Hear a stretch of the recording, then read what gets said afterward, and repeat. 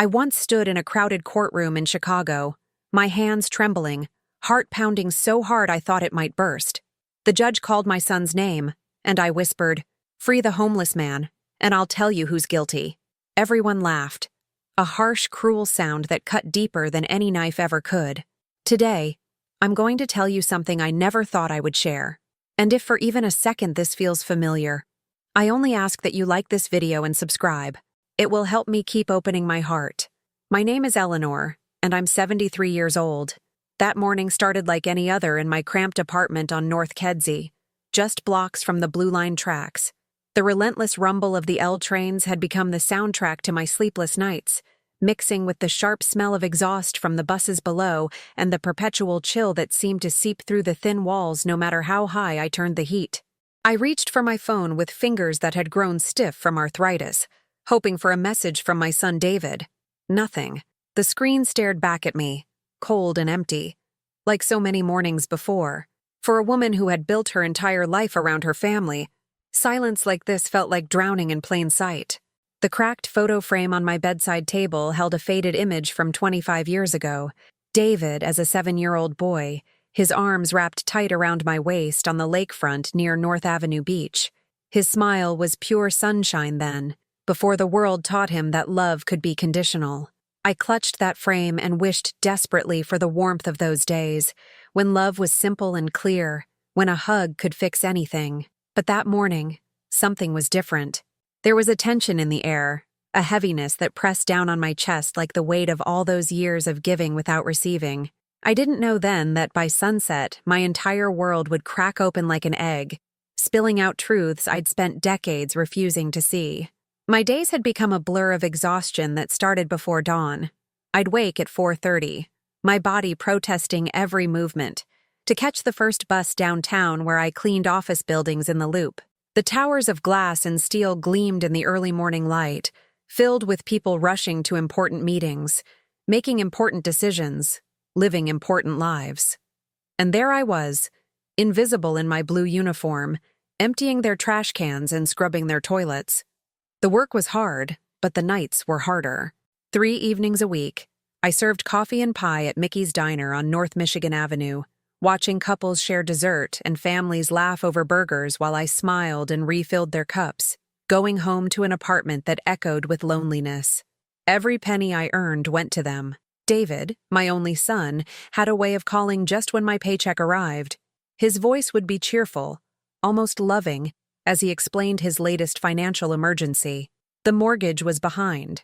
The car needed repairs. His wife Jennifer's medical bills. Little Emma needed new school supplies. The list was endless, and my bank account was always empty. I gave because that's what mothers do. That's what love looks like, I told myself. But somewhere deep inside, a small voice whispered questions I wasn't ready to hear. Why was it always an emergency? Why did the phone only ring when they needed money? Why did my calls go straight to voicemail unless I was offering something? The first crack in my faith came on a Tuesday in November. I'd been fighting a fever for 3 days, my body aching like I'd been hit by a truck. But I still showed up to clean those downtown offices because I couldn't afford to miss work. When I finally dragged myself to David's house in Lincoln Park, a beautiful brownstone that my cleaning jobs had helped him afford, I knocked weakly on the door. Jennifer answered with that smile I'd come to recognize, the one that never quite reached her eyes. "Oh, Eleanor," she said, not even asking why I looked so pale, why my hands were shaking. "This really isn't a good time. David's in an important video conference, and Emma has friends over. Maybe you could call first next time?" The door closed with a soft click that sounded like a gunshot to my ears. I stood on that familiar porch, the wind off Lake Michigan cutting through my thin coat, and felt something inside me break, not shatter dramatically, but crack quietly, like ice giving way under too much weight. I walked home on unsteady legs, riding the red line back to my neighborhood where the houses were smaller, the dreams more modest, the people more honest about their struggles. In my apartment, I made tea with hands that wouldn't stop trembling, and that's when I heard it. My own phone ringing. For a moment, hope fluttered in my chest. Maybe Jennifer had told David I was sick. Maybe he was calling to check on me. "Mom?" David's voice was brisk, businesslike. Listen, I need you to transfer $500 into my account tonight. There's this investment opportunity that won't wait, and I'm a little short on cash. You know I'm good for it. I stared at the phone, fever making my thoughts feel thick and slow. David, I'm not feeling well. Could we, maybe… Mom, this is important. Time sensitive. I wouldn't ask if it wasn't crucial. You know how hard I work, how much responsibility I have. Jennifer's been stressed. Emma needs things for school. We're not asking for charity here, just a temporary loan. A temporary loan, like the dozens of others that had never been repaid. I opened my banking app with shaking fingers and transferred the money, same as always. But this time, I noticed something that made my blood run cold. My account balance was dangerously low, lower than it had been in years. When had that happened? I spent that night going through old statements, and the picture that emerged made me sick to my stomach. Over the past 5 years, I'd given them nearly $40,000. $40,000. More than half my life savings. Money I'd scraped together working 2 jobs, skipping meals, wearing the same 3 outfits until they fell apart. But it wasn't just the money. As I sat there in my dimly lit kitchen, the truth settled over me like a heavy blanket. The calls that only came when they needed something. The visits that were always rushed, always interrupted. The birthdays they forgot. The holidays where I was an afterthought. The way Jennifer looked at me like I was an inconvenience, a burden to be endured. The way my own son had learned to see me the same way. Sleep didn't come that night. I lay in bed listening to the trains and the sirens, staring at the ceiling and trying to remember the last time David had asked how I was feeling. Really asked. Not just as a polite greeting before launching into his own problems. I couldn't remember. The next few weeks passed in a haze of recognition. Small things I'd dismissed suddenly took on new meaning. The way conversations ended abruptly when I tried to share something about my day. The eye rolls I pretended not to see when I mentioned feeling lonely. The way they'd developed an amazing ability to be unreachable whenever I needed something. Even something as simple as help carrying groceries up 2 flights of stairs. I started paying attention to the phone calls, really listening. David's voice would warm up when he was asking for something, then cool down immediately once he'd gotten what he wanted. The conversations would end with promises to visit soon, to have dinner together, to call more often. Promises that evaporated like morning mist. December brought the kind of cold that settles in your bones and won't leave. I caught another bug, worse this time, and spent 3 days in bed feeling like I was drowning in my own congestion. I called David on the second day, my voice barely a whisper. "Hi, honey," I croaked when he answered. "I'm really sick. I was wondering if maybe you could pick up some medicine for me or some soup. I can barely get out of bed." There was a pause. In the background, I could hear the television, the sounds of normal family life continuing without interruption. "Oh, Mom, that's rough. But Jennifer's got this work thing tonight, and I promised Emma I'd help with her science project. Maybe try calling a pharmacy that delivers? They'll take your credit card over the phone." Click. Dial tone. I lay there staring at my phone, and for the first time, I let myself think the thought that had been lurking at the edges of my consciousness for months. I don't think they love me anymore. Maybe they never did. Maybe I've just been convenient. A resource to tap when needed, like a checking account or a taxi service. But even thinking it felt like betrayal. They were my family, my son, my purpose. Without them, what was I? Christmas came and went with a perfunctory phone call and a gift card to a restaurant I'd never been to, in an amount that wouldn't even cover an appetizer. New Year's Eve found me alone in my apartment, watching the celebrations on television and wondering when I'd become so invisible, even to the people I'd given everything to create and support. That's when I started noticing the homeless man. His name was Robert, though I didn't learn that until much later. He spent his days near the Fullerton L station, sitting on a piece of cardboard with a sign that read, "Veteran, anything helps." Most people walked past without looking, their eyes fixed on their phones or the ground, anywhere but his weathered face. But I started stopping. Not to give money, God knows I didn't have any to spare, but just to acknowledge him, to say good morning, to see him as a person instead of an inconvenience. He had kind eyes, the same deep brown as my father's, and a quiet dignity that reminded me of the men who'd come home from Vietnam when I was young. "Cold morning," I'd say, and he'd nod. "Yes, ma'am, but the sun's trying to come out." Always optimistic, even sitting on concrete in 20-degree weather. It shamed me, his grace in the face of genuine hardship, when I'd been drowning in self-pity despite having a roof over my head and food in my refrigerator. One morning in late January, I was running late for work, rushing to catch the bus with my purse clutched tight against my chest. The sidewalks were slick with ice, and I was focused on not falling when I heard shouting behind me. "Hey, stop! Thief!" I turned to see a well-dressed man in an expensive coat pointing at Robert, who was standing now, confusion written across his face. A wallet lay on the ground between them. "He picked my pocket!" the man was yelling, loud enough for everyone at the busy intersection to hear. "I saw him do it. Someone call the police." Robert raised his hands, palms out, the universal gesture of surrender. "Sir, I never touched you. I've been sitting right here, haven't moved in an hour." But the crowd was already forming, phones coming out to record what would surely become another viral video of homeless criminality. The well-dressed man continued his performance, gesturing wildly, his voice getting louder and more indignant with each word. "I felt him reach into my coat, right here." He pointed to his breast pocket. "These people? They think they can just take whatever they want." The police arrived within minutes. 2 officers who looked tired and skeptical, but dutiful in their handling of yet another downtown disturbance. Robert didn't resist as they cuffed him, didn't argue or shout his innocence. He just looked resigned, like this was inevitable, like justice was something that happened to other people.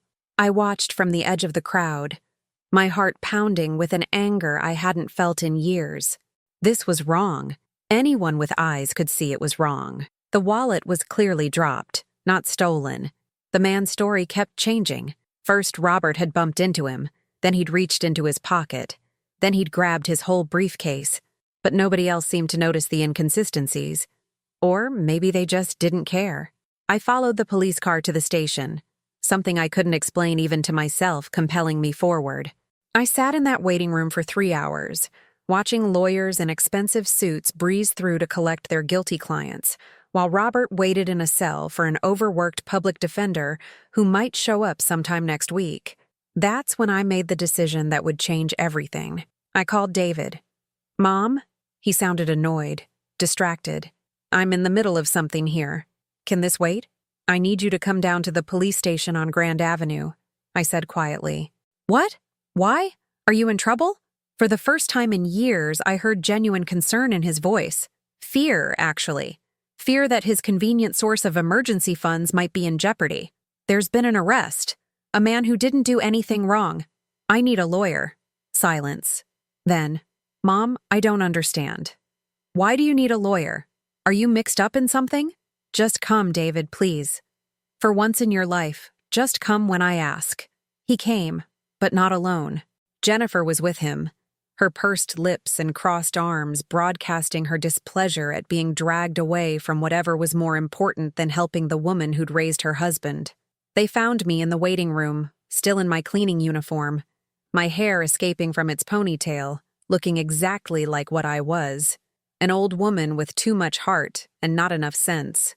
"Mom, what the hell is going on?" David spoke in that tone parents use with toddlers who've broken something valuable. "The officer said you're trying to interfere with an investigation?" I explained about Robert, about what I'd witnessed, about the inconsistencies in the accuser's story. With each word, their expressions grew more incredulous. "So, let me get this straight," Jennifer interrupted, her voice dripping with condescension. "You want us to get involved in defending some homeless drug addict who probably did steal this guy's wallet just because you have a feeling about it? He's not a drug addict. He's a veteran, and I know he didn't—" "Mom," David's voice was sharp now, embarrassed. "You don't know anything about this guy. You don't know anything about criminal law or police procedure. You're out of your depth here, and you're embarrassing yourself." Embarrassing myself. The words hit like a physical blow. "David, I'm asking you to help me help someone who needs it.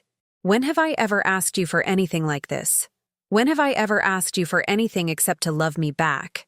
The question hung in the air between us, heavy with years of unspoken resentment and unfulfilled need. David looked away, uncomfortable with the emotion in my voice. This isn't about love, Mom.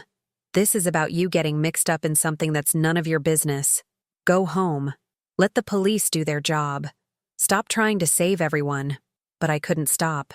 Something had awakened in me that day, watching Robert's quiet dignity in the face of false accusation. Maybe it was seeing someone else being treated as invisible, as disposable, the way I'd been feeling for so long. Maybe it was recognizing the same tired resignation in his eyes that I saw in my own mirror every morning. I spent my life savings on a lawyer. Not all of it. I wasn't completely reckless, but enough to hire Marcus Rodriguez, a young attorney fresh out of Northwestern who mostly handled misdemeanors and small civil cases. He was hungry, idealistic, and willing to work for what I could afford, which wasn't much. Marcus was the first person in months who actually listened to me. Really listened. He sat across from me in his small office above a pizza place in Pilsen, taking notes while I described how the scene had unfolded, asking clarifying questions, treating my observations like they mattered. "Mrs. Walsh," he said when I finished, "you might be the only witness willing to contradict the alleged victim's story.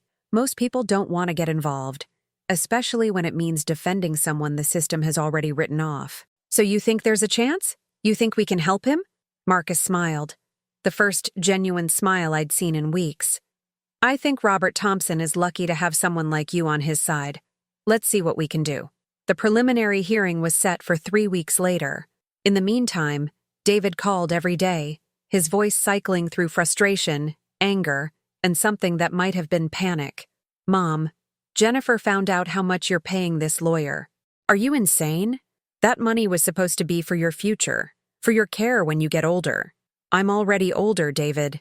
You know what I mean. What happens when you need assisted living? What happens when you can't work anymore? We can't support you if you've blown your savings on some homeless guy's legal fees." There it was, out in the open, finally. "We can't support you." As if they ever had. As if $40,000 in loans had been flowing in the other direction all these years. "I'll be fine," I said quietly. "No, you won't. You'll end up just like him, living on the street because you gave away everything you had to someone who doesn't deserve it." Doesn't deserve it. The phrase echoed in my head long after I hung up the phone. Who decides what someone deserves? David, who'd never missed a meal or slept outside or been judged by the worst thing that had ever happened to him? Jennifer, who lived in a house my mortgage payments had helped buy? Or me, the woman who'd worked 2 jobs for 5 years to keep them comfortable, only to be told I was embarrassing myself for caring about someone else's suffering? The hearing arrived on a gray February morning, the kind of Chicago day that makes you question whether spring will ever come. The courtroom was cramped and institutional, fluorescent lights buzzing overhead, the American flag hanging slightly crooked behind the judge's bench. Robert sat at the defendant's table next to Marcus, wearing a donated suit that was too big for his thin frame.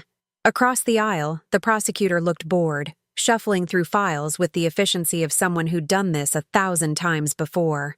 In the gallery behind us, David and Jennifer sat rigid with disapproval, while the alleged victim held court with his wife and what looked like half of his golf club. I was the prosecution's first witness. I walked to the witness box on shaking legs, my hand trembling as I placed it on the Bible to swear my oath. The courtroom felt enormous suddenly, filled with strangers who would judge whether my words had value, whether my truth mattered. The prosecutor was young and confident, with the brand of aggressive certainty that comes from never having doubted herself about anything. "Mrs. Walsh," she began, "you were present at the scene on January 28th when the defendant allegedly stole Mr. Harrison's wallet, is that correct?" "I was present, yes. But just answer the question I ask, please. You saw the defendant near Mr. Harrison around the time the theft occurred?" "Yes, but..." "And you were approximately how far away from the incident?" "Maybe 15 feet, but I could see..." 15 feet. Thank you. In your opinion, would someone 15 feet away have a clear view of someone reaching into another person's pocket? I felt the trap closing, but I answered honestly. It would depend on the angle, on what was blocking the view. Of course it would. Were there other people walking by? Traffic? Distractions that might have obscured your view? Yes, but thank you, Mrs. Walsh. No further questions. I looked desperately at Marcus, who stood for cross-examination with a calm smile that gave me hope. Mrs. Walsh, you mentioned several times that you wanted to add something to your answers. Can you tell us what you observed on January 28th, in your own words, without interruption? The prosecutor objected, but the judge overruled her. And suddenly I had my moment. I saw Mr. Harrison drop his wallet, I said clearly, my voice growing stronger with each word. He was juggling his briefcase, his phone, and his coffee, and the wallet fell out of his coat when he bent down to tie his shoe. Robert was sitting 15 feet away on his piece of cardboard, and he never moved, never stood up, never approached Mr. Harrison. When Mr. Harrison realized his wallet was missing, he looked around and saw Robert and immediately started accusing him. In your observation, did Mr. Harrison pick up the wallet himself? No. He left it on the ground and started yelling about being robbed. He never touched the wallet after it fell.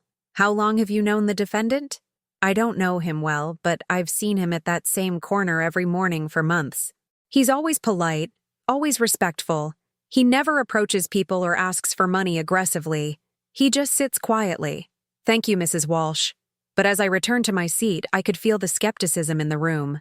The judge looked tired, like he'd heard 1,000 similar stories from well-meaning witnesses who wanted to believe the best about people. The prosecutor was already preparing her closing argument about bleeding heart do-gooders who couldn't accept reality. And in the gallery, my own son was shaking his head, embarrassed by my public display of naivety. That's when Marcus played his ace. Your Honor, the defense calls Thomas Chen to the stand. Thomas Chen was the owner of the corner flower shop where the incident had occurred. He was a small, quiet man who spoke with careful precision, clearly nervous about being in court. Mr. Chen, Marcus began, do you have security cameras at your business? Yes, sir. 2 cameras. One inside, one pointed at the sidewalk outside. Do those cameras record continuously? 24 hours a day, yes, sir. Were you asked by police to provide footage from January 28th? No, sir. Nobody asked me for anything. The prosecutor was on her feet immediately, objecting to foundation and relevance, but the damage was done. The judge ordered a recess while both sides reviewed the footage, and 45 minutes later, we all watched on a small television as the scene unfolded exactly as I'd described it. Mr. Harrison juggling his morning routine, the wallet falling from his coat, Robert sitting motionless on his cardboard, not even looking in Harrison's direction, Harrison searching his pockets, finding the wallet on the ground, then looking up to see Robert, and immediately beginning his accusation. But there was something else on the video, something that made my blood run cold. After Harrison started yelling, after the crowd began to form, there was a moment when he bent down to retrieve his wallet. But instead of just picking it up, he paused, looked directly at Robert, and then deliberately kicked the wallet closer to where Robert was sitting. He had staged the evidence. The courtroom erupted. Harrison's wife was suddenly very interested in examining her fingernails. His golf club friends were checking their phones. The prosecutor was frantically whispering to her assistant, and in that moment I stood up.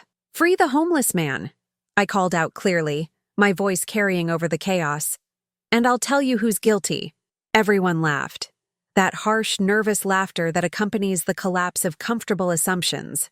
They laughed at the old cleaning lady who thought she understood justice, who thought her voice mattered in this room full of important people with law degrees and expensive suits.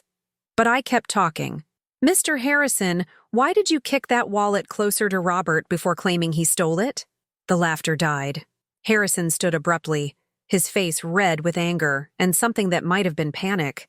I don't have to listen to accusations from some delusional old woman who— "Mr. Harrison," the judge interrupted sharply, "you'll sit down and remain quiet, or you'll be removed from this courtroom."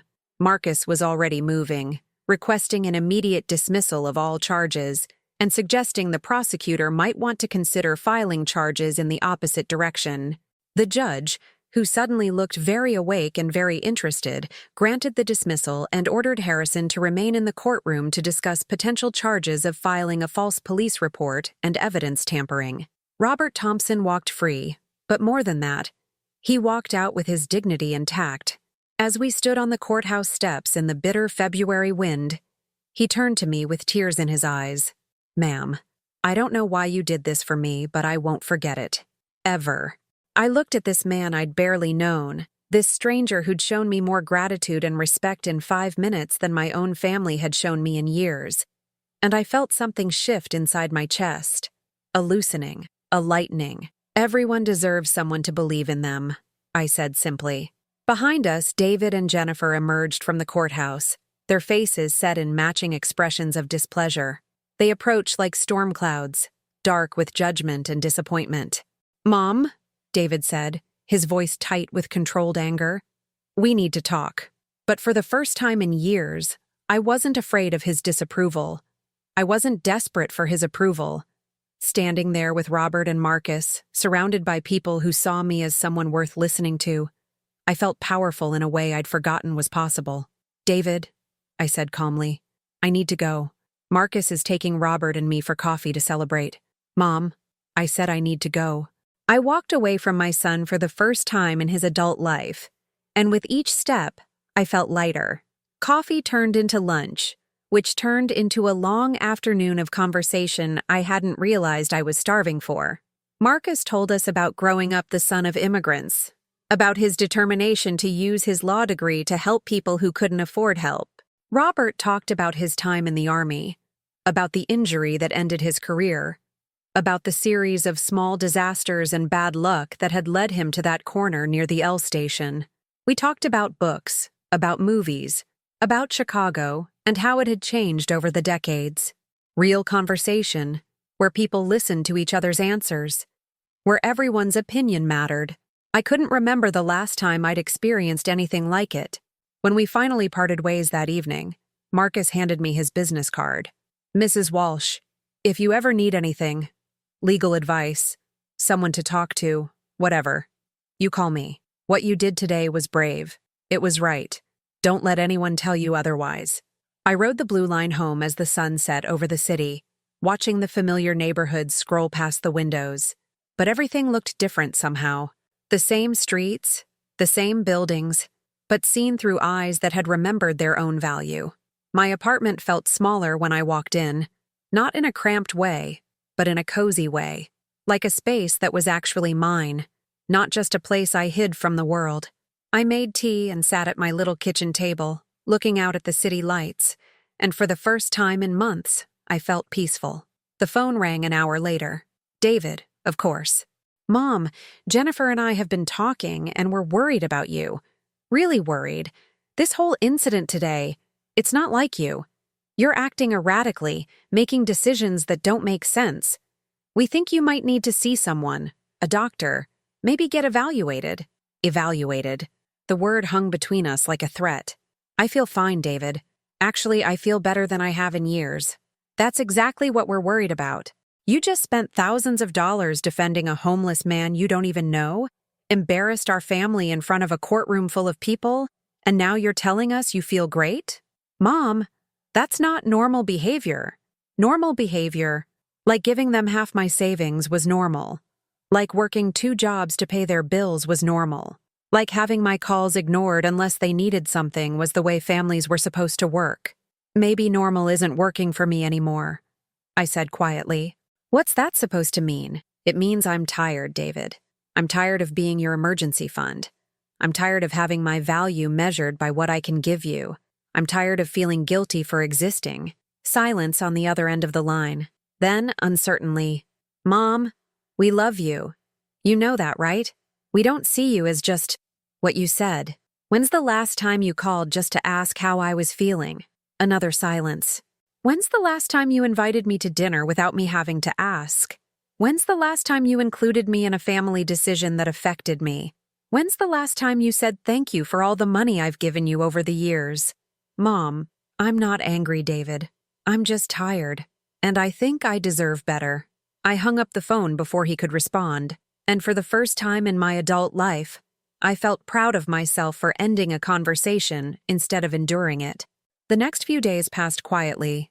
David called twice, but I let it go to voicemail. Both messages were variations of the same theme: concern about my mental state. suggestions that I was making rash decisions, offers to help me get back to normal, that sounded more like threats than support. On Thursday, I did something I hadn't done in 20 years. I called in sick to both my jobs and took a personal day. Not because I was sick, but because I wanted to see what it felt like to put myself first for once.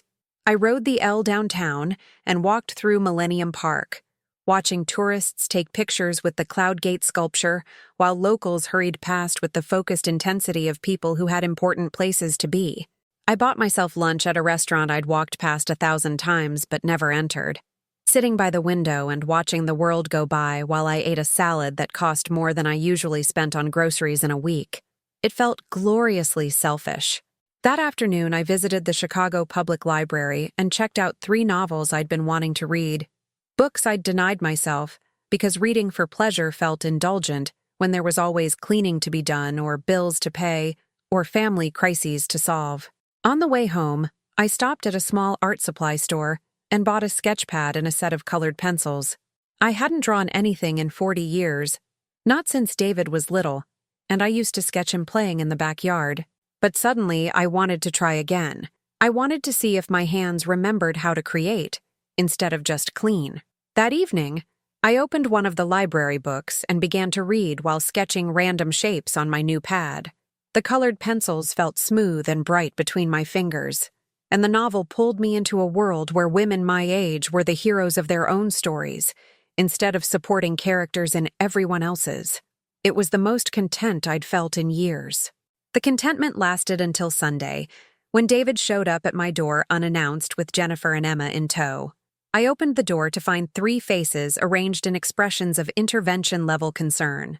Emma, my 8-year-old granddaughter, looked confused and a little scared. Jennifer looked determined and slightly superior. David looked like a man preparing to stage a coup. "Mom, we need to talk," he said, pushing past me into my apartment without being invited. "We're worried about you." They arranged themselves on my small couch like a tribunal, Emma squeezed between her parents. All 3 of them staring at me with the focused intensity of people who've rehearsed this conversation. "Grandma," Emma said in her small voice, "Daddy says you're not feeling well." My heart broke a little, hearing my worries filtered through this innocent child who looked so much like David had at her age. I sat down across from them, feeling suddenly exhausted. "I'm feeling fine, sweetheart. Better than I have in a long time." "That's what we're worried about," Jennifer interjected. "Eleanor, you've been behaving very strangely lately. The incident at the courthouse, spending your savings on a stranger, ignoring our calls. We think you might be having some kind of breakdown." "A breakdown?" "Mental health issues aren't uncommon in women your age," she continued in her crisp, professional voice. "Stress, isolation, financial anxiety. There's no shame in getting help." I looked at my son, who was nodding along with his wife's diagnosis. "David, do you really think I'm having a mental health crisis?" "I think you're acting like someone I don't recognize," he said carefully. "The mother I know wouldn't have done what you did last week. She wouldn't ignore our calls or shut us out. Something's changed, and we're scared." "Something has changed," I agreed. "I've started thinking about what I want instead of just doing what's expected of me." "But that's exactly what we mean," Jennifer pressed. "You've never been selfish like this before. You've always put family first. Now suddenly you're putting strangers ahead of your own son and granddaughter? Selfish." There was that word again, wielded like a weapon to make me feel guilty for daring to consider my own needs. "What do you want from me?" I asked quietly. David and Jennifer exchanged glances, the kind of wordless communication that suggested they'd already discussed this extensively. "We want you to see someone," David said. "A counselor, maybe a psychiatrist, someone who can help you work through whatever you're going through. And in the meantime?" Another exchange of looks. "In the meantime, we think you should let us help manage your finances, just temporarily, until you're feeling more like yourself." There it was. The real reason for this intervention. They were terrified that I might spend more of their inheritance on causes they didn't approve of. They wanted to put me back in the box where I belonged. Grateful, compliant, and controllable. I looked at Emma, who was watching this adult conversation with wide, worried eyes. trying to understand why her grandmother had suddenly become a problem that needed solving. "Emma," I said gently, "do you remember when we went to the zoo last summer, just you and me, and you asked me what my favorite animal was?" She nodded. "Do you remember what I said?" "You said elephants, because they take care of their families, but they're also really strong and nobody messes with them." "That's right. And do you know why I like that about elephants?" She shook her head. "Because they know the difference between taking care of someone and letting someone take advantage of them. They're kind, but they're not pushovers." I looked at David and Jennifer, who were clearly uncomfortable with this conversation being conducted in front of their daughter. "I love you all very much," I continued, still speaking to Emma but making sure the adults heard every word. "But I'm not sick, and I don't need my finances managed by someone else. What I need is to be respected as a person who can make her own decisions, even if those decisions aren't what other people would make." "Mom," David started. "I didn't finish," I said firmly. "I also need my phone calls to be returned even when you don't need money. I need to be invited to family events instead of just told about them afterward. I need to be treated like someone whose opinions and feelings matter, not just like a convenient resource." The room fell silent, except for the hum of my old refrigerator and the distant sound of traffic on Kedzie Avenue. "Are you saying we don't treat you well?" Jennifer's voice was defensive now, angry. "I'm saying I deserve better than I've been getting. And if that makes me mentally ill in your opinion, then maybe the problem isn't with my mind."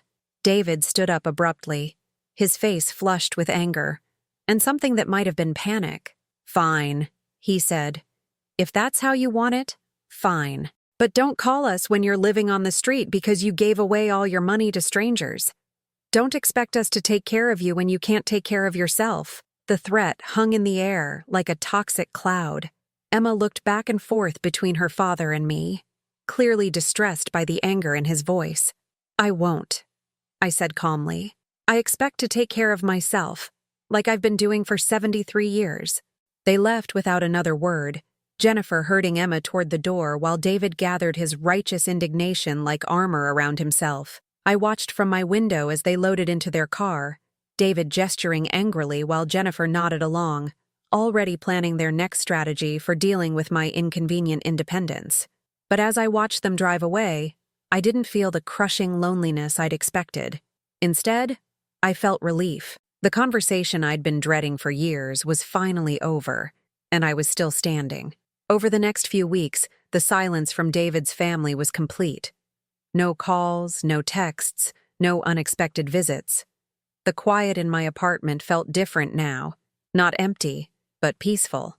Without the constant anxiety of waiting for their next crisis or demand, I found myself sleeping better, eating regularly, even humming while I cleaned.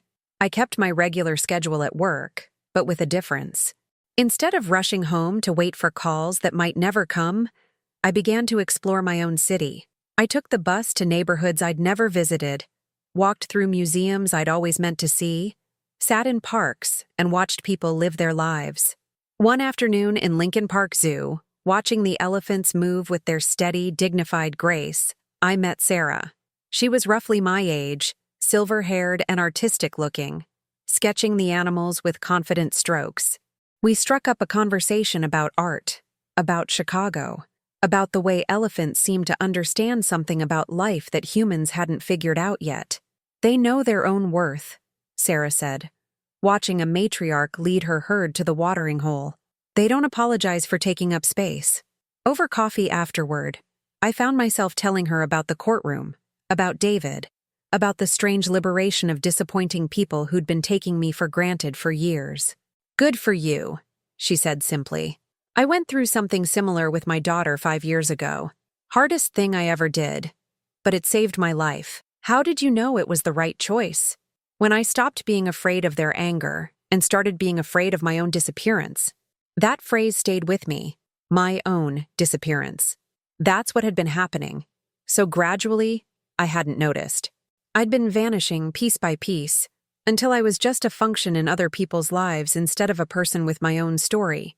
But sitting in that zoo cafe with Sarah, sketching elephants and talking about art and independence, I felt substantial again, real. Sarah introduced me to her painting class at the community center in Old Town. Every Thursday evening, a group of mostly older adults gathered to work on still lifes and landscapes, but mostly just to enjoy the luxury of creating something purely for pleasure. I was terrible at first. My hands remembered nothing about drawing, and my eye for color was rusty from decades of neglect. But the teacher, a patient woman named Lisa, encouraged everyone to focus on the process rather than the result. Art isn't about being perfect, she'd say. It's about being present. Being present. Another concept I'd forgotten how to practice. Slowly, my sketches began to improve. Not dramatically, but enough that I started to look forward to Thursday evenings with an anticipation I hadn't felt about anything in years. The smell of tempera paint and the sound of brushes on paper became associated with peace, with the kind of quiet concentration that made everything else fade away. One Thursday in April, I painted Lake Michigan from memory. Not the postcard version tourists photographed, but the lake as I'd known it over decades of Chicago living. Gray and moody on winter mornings when I walked to the bus stop. Brilliant blue on summer afternoons when I used to take David to the beach. Silver and mysterious under overcast skies when I'd sit on benches during my lunch breaks, eating sandwiches and watching the waves. When I stepped back from the easel, I realized I'd painted not just a lake, but a life. All those years of looking but not really seeing, of being too busy managing everyone else's needs to notice the beauty that surrounded me every day. "That's lovely, Eleanor," Lisa said, standing beside me to study my work. "You can see the years in it, the relationship between me and this city that had been my home for so long, between me and the life I'd lived here." It was the first time I'd thought of my existence as a relationship worth nurturing, instead of just a series of obligations to fulfill. I bought a frame for that painting and hung it above my kitchen table, where I could see it every morning while drinking my coffee and planning my day. It reminded me that I had perspective, that my view of things had value, that I was capable of creating beauty. But as spring turned towards summer, I knew there was one more step I needed to take.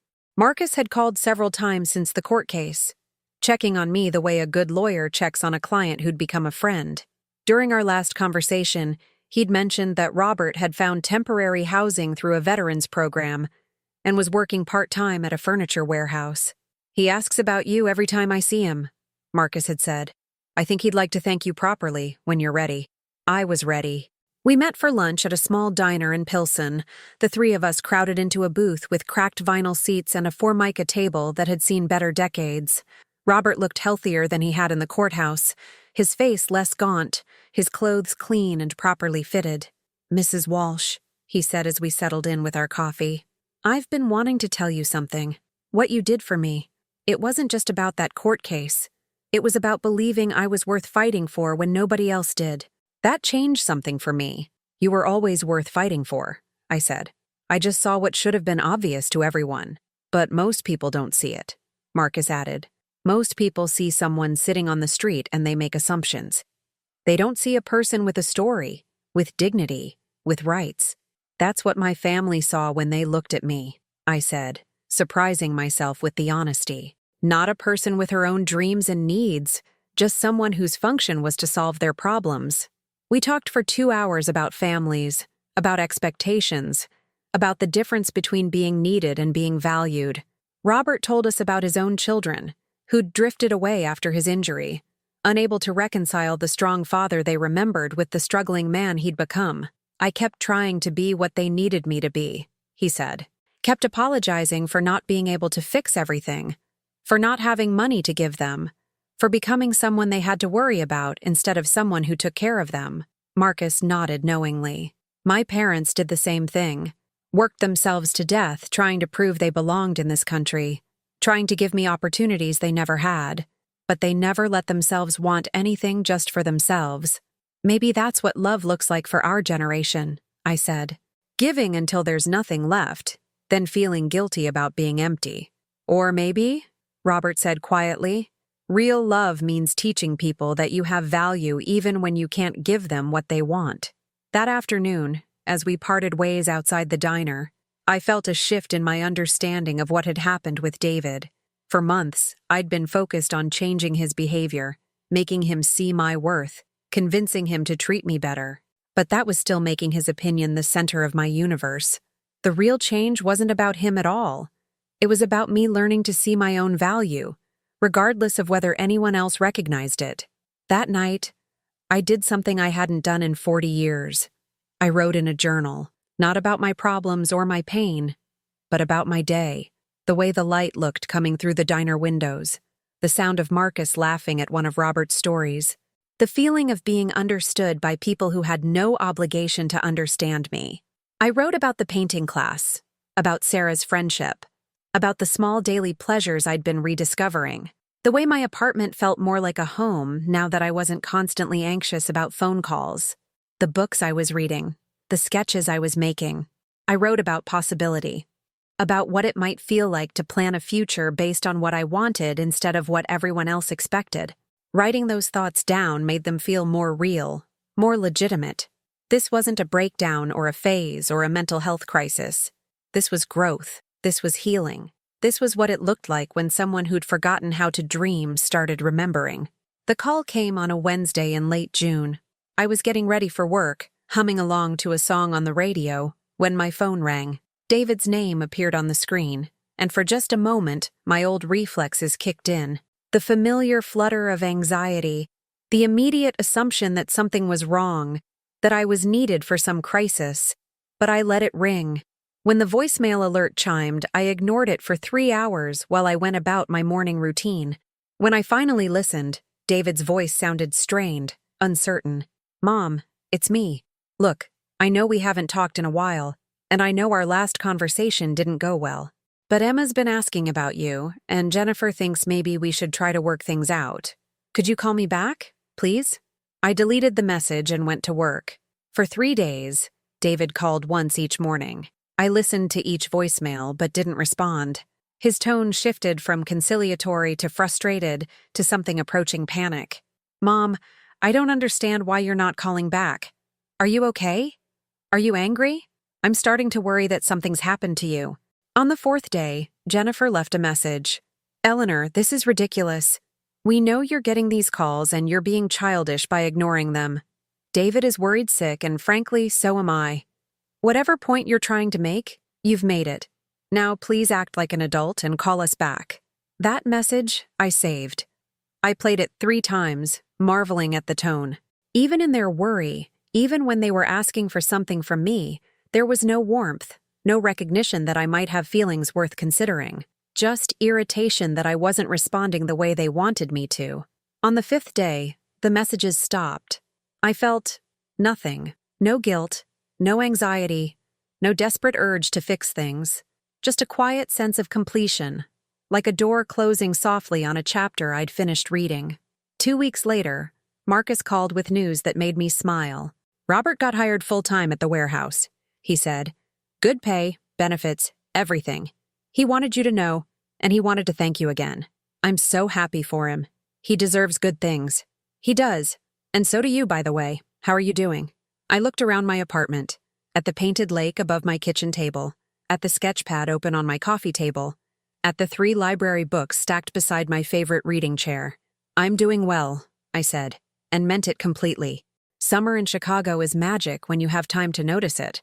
Without the constant stress of managing other people's crises, I found myself paying attention to the city's rhythm in ways I'd forgotten. The smell of grilled food from street vendors, the sound of children playing in the parks, the way the evening light turned the buildings golden during those perfect July sunsets. I started taking long walks after work, exploring neighborhoods I'd never had time to visit. I rode the L to the end of different lines just to see where they went. I spent Saturday mornings at farmers markets, buying fresh produce I cooked just for myself. The painting class had moved outdoors for the summer, setting up easels in various parks around the city to capture the season. I painted the Navy Pier Ferris wheel, the boats in Belmont Harbor, the sculptures in Grant Park. Nothing masterful, but everything mine. Sarah and I had coffee every Tuesday, a standing date that began to feel as essential as breathing. She became the sister I'd never had, the friend I'd been too busy to make when I was younger. We talked about everything: books, politics, the strange freedom that came with disappointing people who'd taken us for granted. The best thing about being over 70? she said one Tuesday as we sat in Lincoln Park watching the lake, is that you finally stop caring if people like your choices. You realize you wasted decades trying to please people who were never going to be satisfied anyway. Do you ever miss it? I asked. The feeling of being needed? I was never needed, she said thoughtfully. I was used. There's a difference. Being needed means people value your presence. Being used means they only value your function. That distinction had taken me months to understand, but it was crucial. David had never needed me as a person. He'd needed me as a resource, an emergency fund, a solver of problems that were inconvenient for him to handle himself. The difference between being needed and being used was the difference between mutual love and exploitation. By August, I'd saved enough money to do something I'd dreamed about for 20 years, but never allowed myself to consider. I booked a trip. Not anywhere exotic or expensive, just a long weekend in Door County, Wisconsin, staying at a small bed and breakfast overlooking Lake Michigan. But it felt revolutionary, spending money on pure pleasure, on an experience that served no one's needs but my own. I took the train to Milwaukee, then a bus to the peninsula, watching the landscape change from urban to rural, to the kind of small-town charm that exists mostly in movies. The bed and breakfast was everything I'd hoped. Cozy rooms, homemade breakfasts, and a front porch that faced the water. For 3 days, I had no schedule except my own desires. I walked along beaches collecting interesting stones. I browsed antique shops and art galleries. I sat in cafes reading novels and drinking coffee that someone else had made for me. On Saturday evening, I found myself at a small restaurant with outdoor seating, watching the sunset paint the sky in shades of pink and gold while I ate fresh fish and sipped a glass of wine. At the table next to me, a young couple was arguing quietly about money, their voices tense with the kind of stress I remembered from my own early marriage. I wanted to tell them something, to share some wisdom about not sacrificing your own peace for problems that weren't really yours to solve. But I didn't. Instead, I paid my check, left a generous tip, and walked back to my bed and breakfast under a sky full of stars I hadn't taken time to notice in years. That night, I called Marcus from my room. "Eleanor, how's the vacation?" "Perfect," I said, meaning it. "Marcus, I want you to help me with something when I get back." "Of course. What do you need?" "I want to set up a small fund. Nothing dramatic, just something to help people like Robert. Veterans, older adults, people who need legal help but can't afford it." There was silence on the other end of the line. "Eleanor, that's a wonderful idea. Are you sure about this financially?" I looked out my window at the moonlight on the water, thinking about all the money I'd given David over the years, all the emergencies that had never really been emergencies. "I'm sure," I said. "It's my money, and I want to use it for something that matters to me." When I returned to Chicago, I felt like a different person, not dramatically transformed, but settled into myself in a way I hadn't been in decades. I moved through my routines with a calm confidence that felt both new and familiar, like returning to a house I'd lived in long ago. The legal fund took shape quickly with Marcus's help. We set it up as a small grant program through a local nonprofit, designed to provide legal assistance to people who fell through the cracks of the system. I contributed $5,000 initially, money that would have gone to David's next emergency, and committed to adding more as I was able. "You know," Marcus said as we finished the paperwork, "this could help a lot of people. Legal problems don't just affect criminals. They affect people like Robert, people who've been accused unjustly, people who need help with housing or benefits or family issues." "Good," I said simply. "Everyone deserves someone to believe in them." The phrase had become something of a motto for me, a reminder of the lesson I'd learned from watching Robert maintain his dignity in the face of false accusation. Everyone deserves someone to believe in them, and sometimes you have to be that someone for yourself. September brought a phone call I'd been expecting, but not dreading. Emma's voice was small and uncertain. "Grandma? It's me." My heart clenched, but not with the old anxiety. Just with love for this child who'd been caught in the middle of adult conflicts she didn't understand. "Hi, sweetheart. How are you?" "I'm okay. I start 4th grade next week." "4th grade? That's exciting. Are you nervous?" "A little." "Grandma, I miss you." The simple honesty of it almost broke me, but I kept my voice steady. "I miss you too, Emma. Very much. Daddy says you're still sick. Are you getting better? I closed my eyes, feeling the weight of having to navigate David's narrative while being honest with this innocent child. I'm not sick, sweetheart, but I am different than I used to be. Sometimes grown-ups change, and that can be confusing for the people who love them. Can I see you? The question I'd been dreading, not because I didn't want to see her, but because I knew it would come with conditions, with David's attempts to use his daughter as leverage to restore the status quo. That's something you'd need to talk to your parents about, I said carefully. But Emma, I want you to know that I love you very much, no matter what. That will never change. She was quiet for a long moment. Grandma, are you mad at us? How do you explain to an 8-year-old that you're not angry, just tired of being taken for granted? That you love them too much to keep enabling behavior that hurts everyone involved? I'm not mad, sweetheart. I just needed to learn how to take better care of myself so I could be a better person for the people I love. Like how you take vitamins?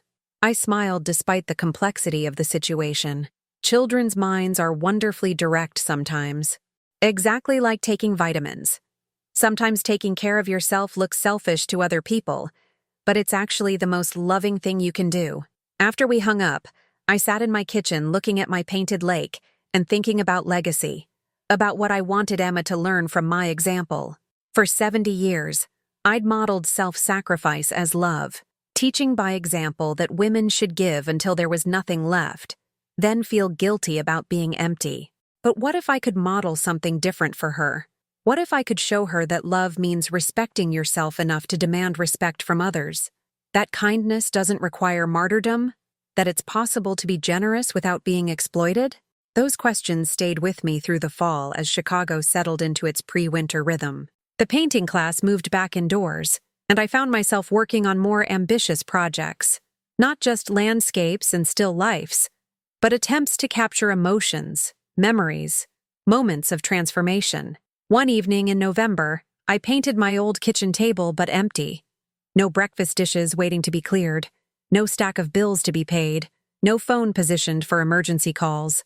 Just a clean table with evening light streaming across it, peaceful and complete in itself. Lisa, our teacher, stopped behind my easel to look.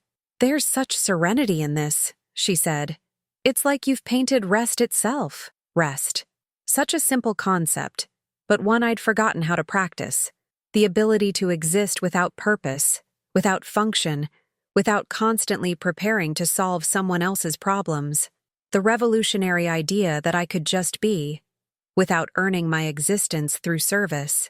Winter arrived early that year, but instead of dreading the cold months ahead, I found myself looking forward to them. I'd stocked my apartment with books, art supplies, and good food. I had friends to call, places to go, projects to work on. For the first time in years, the prospect of Chicago winter felt cozy instead of isolating. That's when David showed up at my door on a snowy evening in December, looking older than I remembered, tired in a way that wasn't just physical. I opened the door and looked at my son, really looked at him, seeing not just my own disappointment and hurt, but his confusion, his genuine bewilderment at how everything had gotten so complicated. "Hi, Mom." "Hello, David." We stood there for a moment, taking each other in. He looked around my apartment and I tried to see it through his eyes. The artwork on the walls, the books and sketch pads scattered around, the sense of peace that had settled into the space along with my new understanding of my own worth. "You look good," he said, and seemed surprised by the admission. "Thank you. I feel good. Can we talk?" I stepped aside to let him in, noting how he moved more carefully than before, like someone who'd lost some essential confidence. He settled onto my couch, the same spot where he'd delivered his ultimatum months earlier. But his posture was different now, less aggressive, more uncertain. "Emma misses you," he said without preamble. "I miss her too. She asks about you constantly. When can she see you? Why don't you call? Why don't you come to dinner anymore?" I waited, letting him fill the silence. "Jennifer and I, we've been talking, a lot, about what happened, about—" He paused, struggling with words. "About whether we might have been unfair to you. Might have been unfair." The careful language of someone who wasn't ready to fully acknowledge wrongdoing, but was beginning to suspect it existed. "What do you think?" I asked neutrally. I think we got used to you being available whenever we needed you. I think we maybe took that for granted. Maybe. Still hedging, still minimizing. But it was a start. David, can I ask you something? When's the last time you called me just to see how I was doing? Not because you needed something. Not because there was a crisis. Just because you wanted to hear my voice? He was quiet for a long moment, clearly searching his memory. I don't remember, he said finally, his voice small. Neither do I. We sat with that honesty between us, heavy and uncomfortable. I've been thinking about Dad, he said suddenly, about how he was with you before he died. How he'd gotten so he only talked to you when he wanted something. His meals prepared a certain way, his pills organized, his doctor's appointments arranged. Do you remember? I remembered. Those last years when my husband had been sick, when illness had made him demanding and critical, when I'd become more nurse than wife, more function than person. I remember. I think I learned that from him, that women exist to solve problems, to make things easier. I think I've been treating you the way he did. It was the closest to an apology I was likely to get, and probably the closest David was capable of coming to real self-reflection. But it felt sincere, like genuine recognition rather than manipulation. What would you like to do about that? I asked. I want to try again, different this time. I want Emma to know her grandmother, but I want you to know your granddaughter too. Not just as someone who shows up when we need babysitting, but as someone who has her own relationship with Emma. What does that look like practically? I don't know yet. But maybe we could start with dinner? Just the four of us. No agenda, no crisis to solve. Just family. I studied my son's face, looking for signs of the old patterns, the subtle manipulation that had characterized our relationship for so long.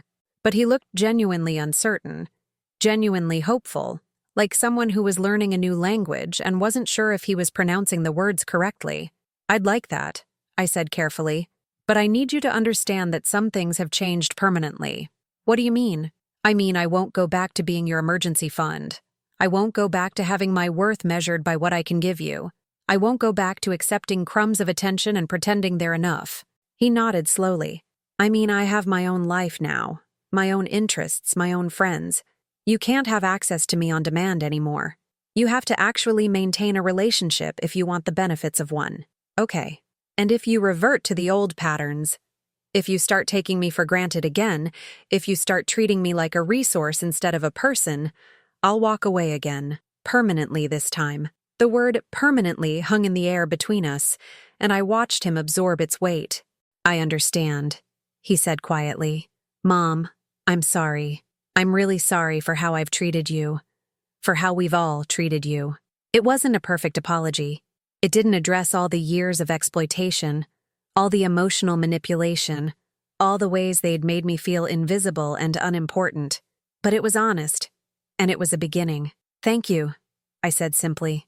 We had dinner the following Sunday at a restaurant in River North, neutral territory where the dynamics would be different than they'd been in their house or mine. Emma chattered about school, about her friends, about a book she was reading. Jennifer was polite but reserved, clearly still adjusting to this new version of me who had opinions and boundaries. But David made an effort. He asked about my painting class, about my volunteer work with the legal fund, about how I'd spent my vacation in Door County. Real questions that required real answers, conversation instead of interrogation. It felt strange at first, interacting with them as equals rather than as supplicant to benefactors. But gradually, I began to relax into it. This was what family could look like when everyone brought their full selves to the table instead of just their needs and expectations.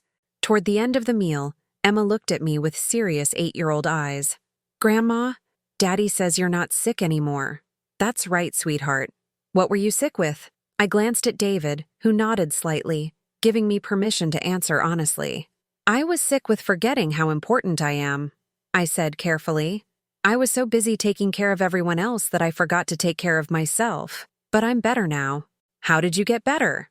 I remembered that I'm worth taking care of, even if no one else was doing it.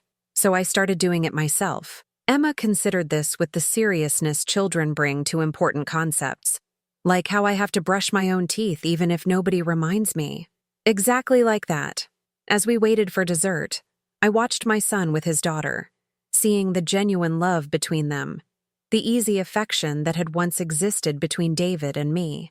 It was still possible, I realized. Not the old relationship built on exploitation and resentment, but something new built on mutual respect and honest communication. It would take time. It would take consistent effort from all of us. It would require David to keep doing the hard work of seeing me as a person rather than a resource, and it would require me to maintain boundaries while remaining open to genuine change. But sitting in that restaurant, watching Emma color on her kids' menu while David and Jennifer actually listened to my story about the painting class, I felt something I hadn't felt in years. Hope for my family. Not the desperate hope of earlier years, when I would have accepted any scrap of attention as proof of love, but the mature hope that comes from knowing your own worth and believing that others can learn to recognize it too. Over the next few months, we found our rhythm. Dinner once a week, sometimes at restaurants, sometimes at their house with me as an invited guest rather than unpaid help. Phone calls that weren't requests for money. Invitations to Emma's school events where I was introduced as grandma, not as an afterthought. The changes weren't perfect or consistent. There were still moments when the old patterns tried to reassert themselves.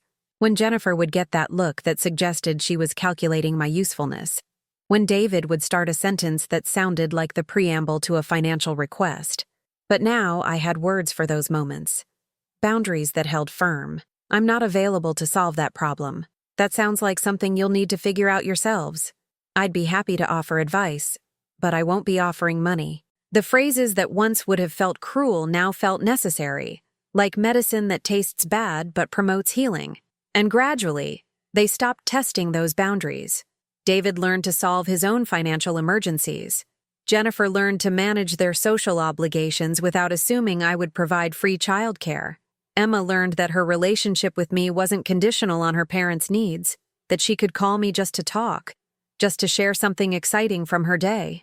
Spring came again, and with it, a deeper settling into my new life. The legal fund had helped 8 people navigate court cases they couldn't have afforded to fight alone. The painting class had become a cornerstone of my week, a place where I was known for my growing skill and dry sense of humor, rather than my function in other people's lives. Sarah and I had planned a trip together for early summer, a painting workshop in Wisconsin where we could spend a week focusing entirely on art and friendship. At 74, I was planning my future in ways I'd never allowed myself to imagine, but the real transformation showed up in smaller moments. The way I woke up each morning without anxiety, wondering what crisis would demand my attention. The way I could read a book for pleasure without feeling guilty about the more important things I should be doing. The way I could spend money on myself without a chorus of internal voices questioning whether I deserved it. The way I could look in the mirror and see someone worth caring about. One evening in May, as I was walking home from the community center after painting class, my phone rang. David's name appeared on the screen, and for just a moment, I felt the old flutter of anxiety. But I answered calmly, without the desperate eagerness that had once characterized my response to his calls. "Hi, David." "Hi, Mom. How was your class?" It was such a simple question, but it represented everything that had changed. He was asking about my experience, my evening, my life, without immediately transitioning to his own needs or problems. It was wonderful. I'm working on a piece inspired by the lakefront at sunrise. It's challenging, trying to capture that particular quality of light. I'd love to see it sometime. I'd like that. We talked for 20 minutes about art, about Emma's upcoming dance recital, about a book I'd recommended that he'd actually read. Real conversation, the kind I'd forgotten was possible between us. As we were saying goodbye, David paused. "Mom, I want you to know something. I'm proud of you. For everything you've done this year. For standing up for yourself. For building the life you wanted. I'm proud to be your son." I stood on the sidewalk in the gathering dusk, tears streaming down my face, feeling the weight of words I'd waited 7 decades to hear. Thank you, David. That means more than you know. After we hung up, I continued walking home through the familiar streets of my neighborhood. The same buildings, the same buses, the same L trains rumbling overhead. But I was different, and that difference changed everything. I thought about Robert, probably getting off his shift at the warehouse, going home to his small apartment that represented dignity reclaimed. I thought about Marcus, using his law degree to level playing fields that had been tilted against people without resources. I thought about Sarah, who'd learned years before me that disappointing people who take you for granted is a revolutionary act. I thought about Emma, growing up with a grandmother who modeled self-respect instead of self-sacrifice, who showed her that love doesn't require the erasure of the self. And I thought about that morning in the courtroom 8 months earlier, when I'd stood up and demanded justice for someone everyone else had written off, when I'd found my voice after years of silent service, when I'd learned that everyone deserves someone to believe in them, and sometimes that someone has to be you. The truth that came out that day wasn't just about a wallet or a false accusation. It was about the difference between being used and being valued, between existing as a function and living as a person, between accepting crumbs and demanding the full meal of respect and recognition. It was about learning, at 73 years old, that it's never too late to reclaim your worth. Tonight, I'll sit at my kitchen table under my painting of Lake Michigan, reading a novel and sketching ideas for my next artwork. Tomorrow, I'll wake up without anxiety, plan my day around my own priorities, and interact with my family as an equal rather than a supplicant. I'll remember that I spent 7 decades giving everything to people who saw me as a resource, and then I learned to see myself as a person worthy of care, including my own. The homeless man was freed that day in court, but so was I. We both learned that justice sometimes wears the face of an unlikely advocate, that dignity can be maintained even in impossible circumstances, and that truth has a way of surfacing when someone cares enough to demand it. Have you ever felt invisible in your own life? Have you ever given so much of yourself that you forgot who you were underneath all that service? Have you ever stood up for someone else and discovered you were really standing up for yourself? If any of this sounds familiar, I want you to know, you're not alone. You're not crazy, and you're not too old to change. Your voice matters. Your needs matter. You matter, not for what you can give or do or solve, but simply because you exist. Please share your story in the comments below. Like this video if it spoke to your heart, and subscribe so I can keep opening mine. Together, maybe we can help someone else find the courage to demand the respect they deserve. The truth always comes out eventually. Sometimes it just needs someone brave enough to speak it.